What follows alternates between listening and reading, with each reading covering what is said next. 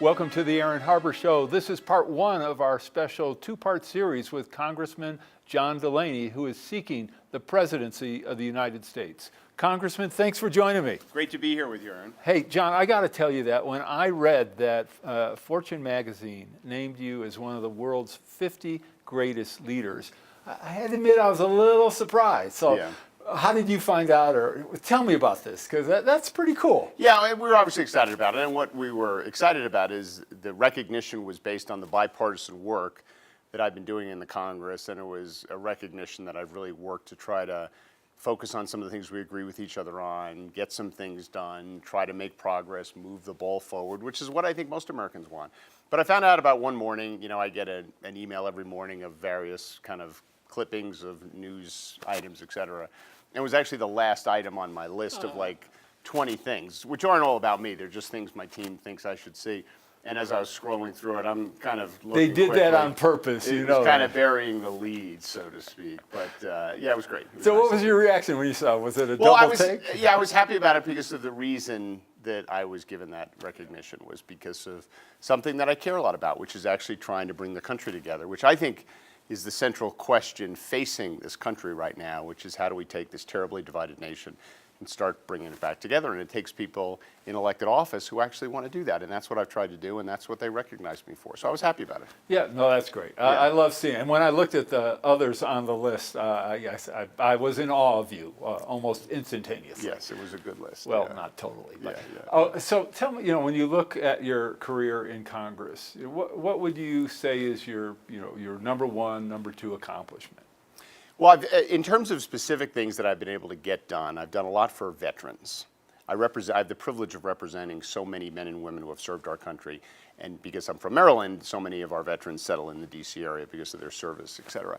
And so I've done a lot of very specific things for our veterans. And I'm really, really proud of that because it's one of the great privileges of serving the country, having the opportunity to do things for other people who have served the country. So that's something I'm really proud of. I've also done a lot of things around encouraging investments in communities that are left behind. A bill that I had worked on was passed as part of the recent tax reform proposal. I didn't vote for the tax reform proposal, but something that I had worked very hard on called the Economic Opportunity Zone Act was put in that bill, and I think it's a very positive piece of legislation. I've done a lot to create kind of innovative public-private partnerships between the private sector and the government sector. And so I'm really proud of that. And I've done a lot of bipartisan work on infrastructure. So it's a long list of things that I feel very good about in terms of my service. Well, I want to talk as much as possible about specific issues. Sure. But I also want to talk a lot about your candidacy because I'm really fascinated by it. But obviously, immigration, the president has decided this is going to be our key issue in the midterm elections in 2018.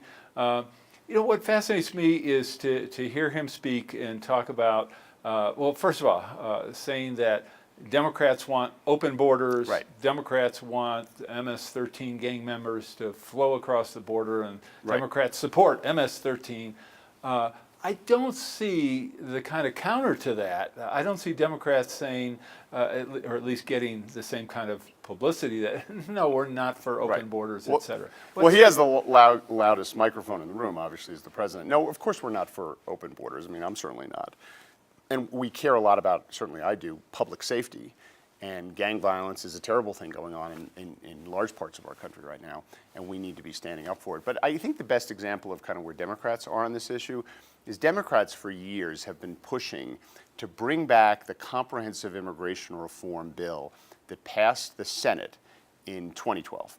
And that was a very substantial piece of immigration reform. It had really three components to it. It had significant funds going towards border security. It created a pathway to ultimate kind of legal status, citizenship for the 11 million undocumented residents in our country right now. And then it reformed our visa programs, which really do need reforming. So it was quintessential comprehensive immigration reform. It passed the Senate with 14 Republican votes, almost a third of the Republicans. Yeah, I think it was 68 to 32. That's right. So this was meaningful and true bipartisan legislation. President Obama would have signed it into law. And it would have actually passed on the floor of the House of Representatives if it would have had a vote. It never got a vote. And it was such a missed opportunity because if that bill would have passed, what we'd be looking at right now is, in my opinion, our economy would be larger, Our debt would be lower because it was projected by the Congressional Budget Office to be very much pro-growth. The term DACA, none of us ever would have heard of. None of us would ever know the term DACA because President Obama wouldn't have had to put DACA in place because those dreamers were taken care of as part of this bill. There would have been more border security, right? So we would have actually had more money invested in our border. And all of these fights that we're having right now and this lack of progress was just a huge missed opportunity. And so that's what I stand for. I stand for getting us back in the room and getting that kind of comprehensive immigration reform. Quite frankly, I think we should go back to that bill because I think the people who worked on that did a really nice job, and we should get that back on the floor of the Congress. And if the president's serious about immigration reform, and if he wants to do it and work with Democrats, he should go back to that roadmap that we developed 6 years ago. So with that bill, and by the way, just so that viewers understand, even though a majority of the House of Representatives would have likely have voted for it, the Speaker gets Yes. to decide what bills That's right. go. And if a majority of the majority, which is a majority of Republicans, were against it, that's why the Speaker didn't put it on the floor. But that's not a rule. No, That's not his a law. that's his decision. Right. But I would argue that what he actually did was get in the way of representative democracy. Because when you have a situation where a majority of the Senate would have voted for it, and a majority of the House would have voted for it, and the elected President of the United States would have voted for it, that tells me that's what the American people actually want. And we got to get away from this kind of world we've been in for so long where the fringes on each side of the political spectrum are holding the country hostage. Because that's what happened back then. Basically, part of the Republican Party that's very anti-immigration effectively held the country hostage over this issue. And we haven't been able to make any progress. So what you hear today from the president and from his supporters, and elected officials, political operatives, et cetera, is Democrats won't come to the table. Democrats don't have a plan. All Democrats want to be is obstructionists. Why don't I hear voices saying, hey, we had a plan. We did. We still have a plan. Well, we had two plans, right? We had the thing I just talked about, which again was significant money towards the border. It was reforming our visa programs, and it was a pathway to citizenship. But then, if you remember, a couple months ago, the president basically had a meeting with a bunch of senators in the White House, where he said, you all go back and come up with something, and if you come up with something, I'm sure it's good and I'll sign it. Well, in fact, those senators did do that. Lindsey Graham, a bunch of Dick Durbin, a bunch of senators went back and they came up with a proposal that dealt with this DACA situation we have and actually put substantial, it might have even fully funded the president's border wall. Right? That was a deal. That was a compromise. And then the president said he wasn't going to sign it. So, I think as a Democrat, what I stand for is comprehensive bipartisan immigration reform. And that involves border security, it involves dealing with the 11 million undocumented residents, and it involves reforming our visa programs. That's something that the American people want us to do. They want us to do all three of those things, and that's what I want to do. So is the president's strategy, you think, a good one in terms of making immigration the issue? Can the Democrats flip that and say, hey, we have a plan, this is the plan Americans should support?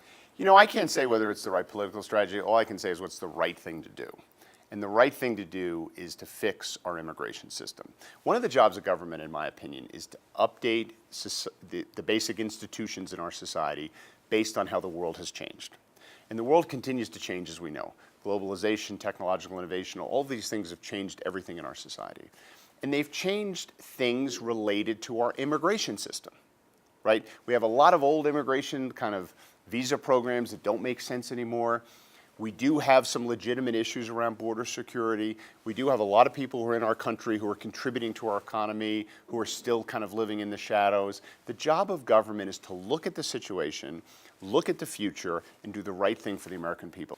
But what I do know that the right thing to do, the fundamental right thing to do, and the thing that the American people want us to do, is to work together on a bipartisan basis and get things done. And immigration is on that list. All right. Well, we'll certainly find out in the 2020 We will. election. I mean, there's no. I know the American people didn't like what he did in terms of separating these children from their families. And they spoke out very loudly and very clearly that that wasn't who we are as a country, that that was a cruel and immoral policy, and it didn't reflect our values. And I applaud the American people for stepping forward and making that clear, and so that at least we had relief on that policy. But we know there's more to do. at the minimum. All right, you mentioned globalization. Yes. When we come back after the break, I want to talk to you about some of those concepts. Great. And because of your business background, my guess is you have a lot to say. Thank you. All right, we'll be back in a moment with John Delaney. For information on how to help promote civil and mutually respectful discourse and support expansion of the distribution of our programs, please email info@harbertv.com. The Rex Howell Broadcaster of the Year Award recognizes an individual who, through leadership, skill, and dedication, is advancing the broadcast industry in our state and our nation. Tonight, we honor Aaron Harber. Aaron has worked extensively in the media as a host, producer, political and economic commentator, and columnist. Today, the Aaron Harber Show is the focus of his media involvement. Aaron, it is a privilege to present you with the Rex Howell Broadcaster of the Year Award. Congratulations.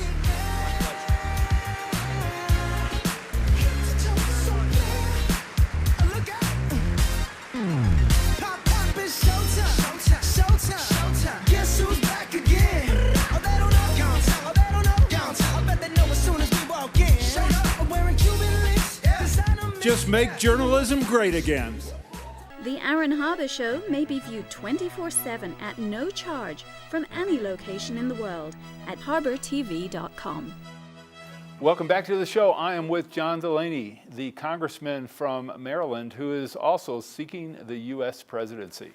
So, John, I wanted to talk to you about the value-added tax, which I'm sure you get tons of questions about that. No, I'm kidding. But, you know, the concept, of course, in almost every major competitive country, they have a value-added tax when their manufacturers export goods, and those companies get a credit back for that tax, so they don't pay it. Mm-hmm. Our manufacturers, when we ship things in, the value-added tax gets put on it, right, putting us at a tremendous competitive disadvantage. Yeah.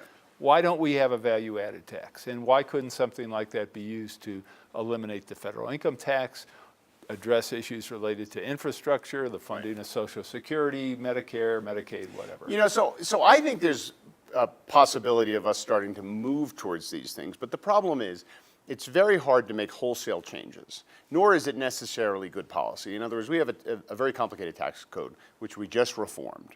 And a lot of behavior in society, both in the business world and the individual world, is based on that.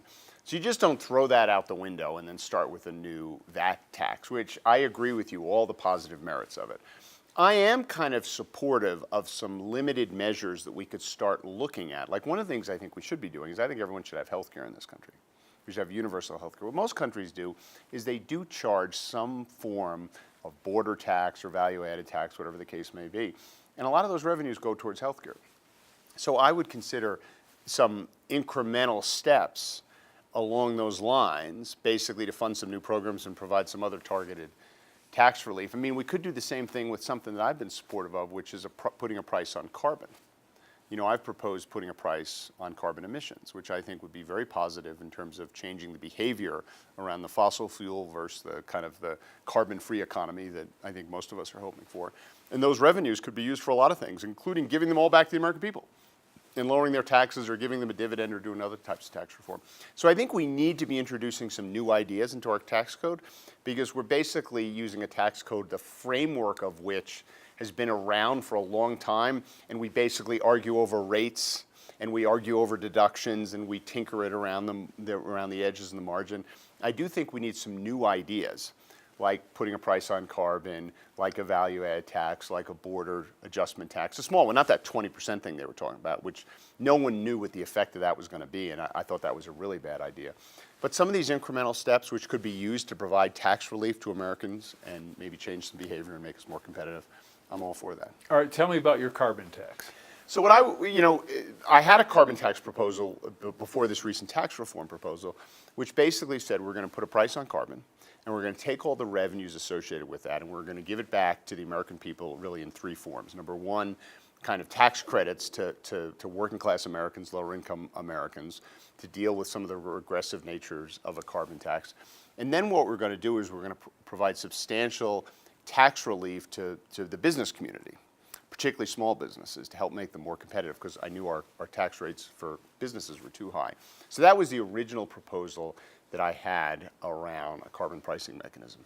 After this last tax reform proposal, some of those things have changed. Now what I would be in favor of is putting a price on carbon and effectively just giving the revenues back to the American people. So rebate it on a per capita dividend. basis, or rebate it on a You sliding do tax scale? credit, yeah, you would want to do some kind of a analysis of it so that it's not regressive, right? In other words, you don't want to disproportionately benefit wealthy Americans versus lower income Americans. But I think climate change is a problem. I prefer someone who's an entrepreneur, who built 2 businesses from scratch, took them public on the New York Stock Exchange. I believe in the power of markets. So I liked market-based solutions more than regulatory solutions. And so what I like about putting a price on carbon is you change the behavior in the market. Companies start planning differently for how they're going to make investments based on a pricing mechanism put in place. And then you take all the revenues and you don't create some crazy new government programs with them, you give them back to the American people. I'd much rather tax pollution than people's incomes. So certainly there's been a similar proposal, George Shultz and Yeah, others. very similar. And so yours is, it sounds Very similar. Yeah. along those. Thematically, again, but this is an example of why we need to have real bipartisan discussions on some of these issues. Because there's 20 different ways to do a carbon pricing mechanism. You know, George Shultz has one, I have one, other people have them. The point is we should be focusing on dealing with the issue that's emerging, in my judgment, with this climate change. And we should be dealing with it in a way that's pro-growth. So what are your primary concerns about climate change? Well, I think if you look at the trends, I think it's a threat to our prosperity and to our national security, right? Because if you talk to the U.S. military, for example, they'll tell you that climate change is a threat multiplier. And an example of that I like to use is you look at one country, Bangladesh, which is estimated by 2040 to 2050, there'll be 20 million residents of Bangladesh displaced because of changes in weather patterns driven by climate change. 20 million displaced. Primarily by flooding. By flooding. Syria, which has been one of the great catastrophes of our generation in some ways, they've had 10 million residents displaced. And think about how it destabilized all of Europe in many ways. So you just compare that to the effects that climate change could have in the future. That's why the U.S. military is so concerned about this. It's also a threat to our prosperity if you think about all the money we spend when we have these catastrophic storms, et cetera. But again, you go to most Americans, I'm campaigning in Iowa, New Hampshire. I've done over 200 events in those states. They want us to talk about things that really affect their lives. And climate change is something they may agree with, but they don't see it as a day-to-day issue, which is why we've got to deal with it in a way that affects them directly. Well, you mentioned issues that affect people, right. And you mentioned Iowa Yes. As an example. Certainly, international trade Yes. is I think it's a significant issue in every state. Some far more than others. Iowa definitely at the Right. upper end of the list. What kind of work does the research teams in Congress do, whether it be the Congressional Budget Office or Research Service, when it comes to international trade laws and what really makes sense for American businesses? Well, I mean, they do a lot of analysis, obviously, and we had a lot of work done around the Trans-Pacific Partnership, which is something that President Obama proposed, and I supported. I was actually one of the few Democrats in the Congress to support it. But I thought when I looked at it on the merits, both economically and from a national security perspective, it made a lot of sense for the American people. I mean, it basically gave us an ability to do a lot of business in Asia, which is the fastest growing part of the world. And you mentioned Iowa. One of the industries that is most affected by trade is the agricultural industry, because a lot of their goods are sold overseas. And so, I tend to be one of those people who believe that trade's been very positive for the condition of humankind generally and for our country in particular, but it wasn't positive for everyone. And this last election, in many ways, was about that. And that was not a problem with trade, it was a problem with government and politics, because places that were left behind by globalization, it didn't have to be that way. There were things we could have done to make the transition much more successful. What can we do for those places today? Three things. We have to encourage more private investment, we have to encourage more public investment, and then we have to create kind of stimulate demand. So the three things that I would do to take care of places that have been left behind by trade is the first thing got passed in this tax reform bill, which is an incentive for private investors to invest in these communities. And the way those incentives work is that if you have appreciated investments and you sell them, you can defer your capital gains for 10 years if you invest the money in an opportunity zone, which is being drawn by all the governors around the country as we speak today. That's the first thing. The second thing we need to do is build infrastructure, and we need to make a disproportionate investment in infrastructure and communities that have been left behind. There are communities in this country where the kids don't have access to high-speed internet in their schools. I mean, how are those kids going to have an opportunity unless they're connected to technology the way we are? So that's the second thing I do, infrastructure. And the third thing I would do is I would take the government contractors in this country, right? The U.S. government's the largest buyer of goods and services in the world. I would kind of create a preference for government contractors who actually have a certain percentage of their employees located in these opportunity zones. So I'd create an incentive for private capital to be invested. I'd create public capital being invested in terms of infrastructure to connect these communities more to our larger economy. And then I'd create an incentive for there to be really demand in these markets by requiring our government contractors to basically locate some of their employees there. Okay. Well, And then you turn around huge numbers in these communities. all right, on that note, we'll take a quick break. We'll be right back with John in just a moment. For information on how to help promote civil and mutually respectful discourse and support expansion of the distribution of our programs, please email info@harbertv.com. I'm Aaron Harber, host of The Aaron Harber Show. Find us on Facebook to get all the latest updates, see behind-the-scene photos, and make comments and ask me questions. You can see episodes before their TV broadcast, so like the show today. The Rexall Broadcaster of the Year Award recognizes an individual who, through leadership, skill, and dedication, is advancing the broadcast industry in our state and our nation. Tonight, we honor Aaron Harber. Aaron has worked extensively in the media as a host, producer, political and economic commentator, and columnist. Today, the Aaron Harber Show is the focus of his media involvement. Aaron, it is a privilege to present you with the Rexall Broadcaster of the Year Award. Congratulations.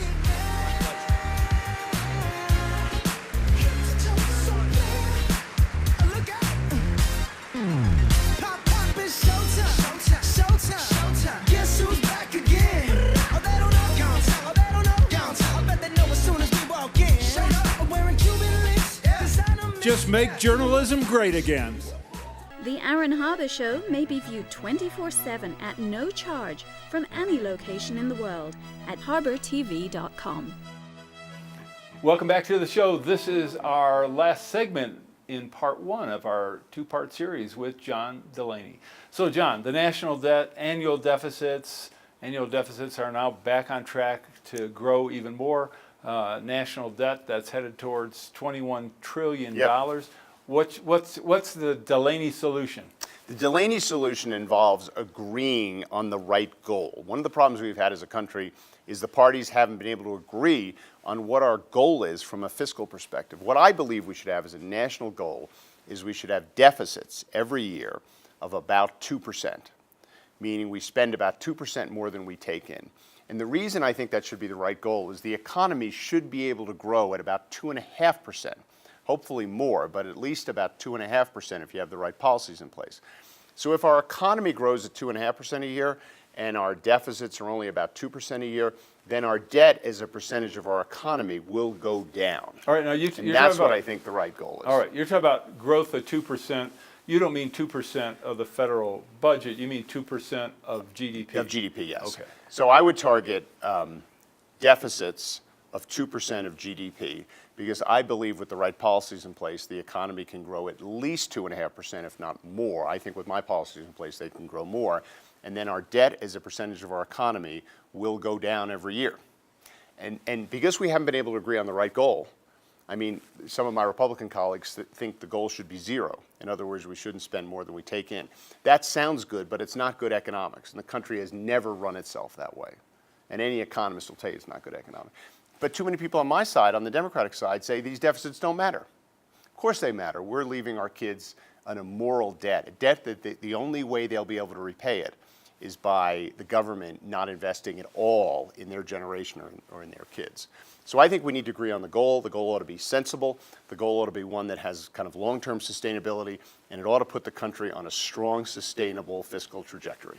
All right, so the Republicans control the House, they control the Senate, and they control the White House. If they want a balanced budget, what has stopped them from proposing and implementing a balanced budget? Have the Democrats prevented that? No, I mean, we haven't had a good, it's like anything else. You can't do things that really work unless you do them on a bipartisan basis. And the Republicans who are in control of the Congress right now, quite frankly, have not tried to work on a bipartisan basis on a budget issue. We need a balanced solution to our fiscal, really, crisis. And that solution involves working to put some of our long-term drivers of our spending on a more healthy trajectory, which I've worked on a bipartisan basis to do that, being more judicious with our spending. So you talk about Social Security, Medicare, Medicaid. Yeah, all of those, there's bipartisan reforms we can do to make those programs more sustainable in the long term. We got to do that. We also got to look at how we're spending our money, obviously, and make sure we're spending it and getting the highest return. But we also got to look at our tax policy, right? We need to make sure we're generating enough revenues. I mean, the times of kind of saying that spending can be 25% and revenues can be 15% of our economy are over. We need to have kind of a balanced approach that deals with spending and tax policy and gets us on the right long-term fiscal trajectory. So in regard to tax policy, Yes. As a great example, the president and Republicans and many Democrats wanted to cut corporate taxes. Yeah. Had an opportunity to make a trade, basically, to make a deal Yes. where you could get rid of a lot of loopholes Yes. in the corporate tax code and have a very significant tax cut. But we ended up with a very significant tax cut and hardly any loopholes were That's right. closed. What happened to the other half of what should have been the deal, which would have made taxes lower, but at the same time simplified the tax system and not had as great a loss in revenues as the federal government is already suffering? Well, we took the easy way out. We didn't want to make any hard decisions. And that's why we're going to have deficits this year of like 5 to 6%. I said a few minutes ago it should be 2%. It's going to be 5 to 6%. And the economy is really good right now. We're going to have record deficits at a time when we have a very strong economy. That's a very bad profile. And this tax proposal is going to contribute to it. This tax reform proposal could have been so much better. Let me give you one example. I was like a lot of people who thought the corporate tax rate was too high. At 35%, we had one of the highest, if not the highest, corporate tax rates in the world, and that hurts the competitiveness of our businesses. A lot of the business groups, if you will, came to Washington for a decade and said, we need to lower that corporate rate from 35 to 25.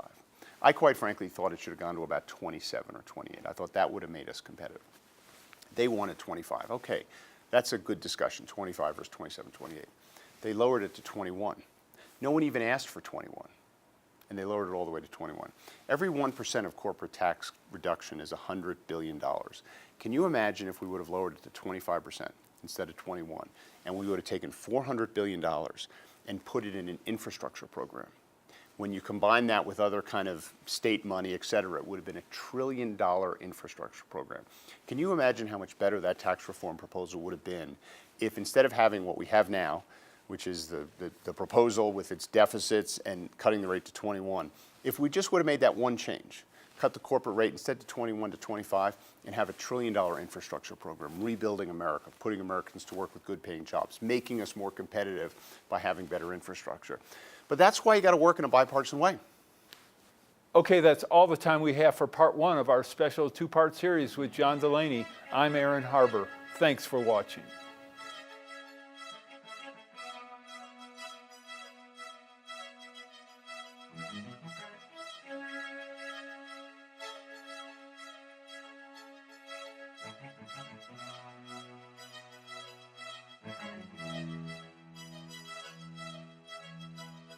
Please contact us. We want to hear from you. And thanks for watching.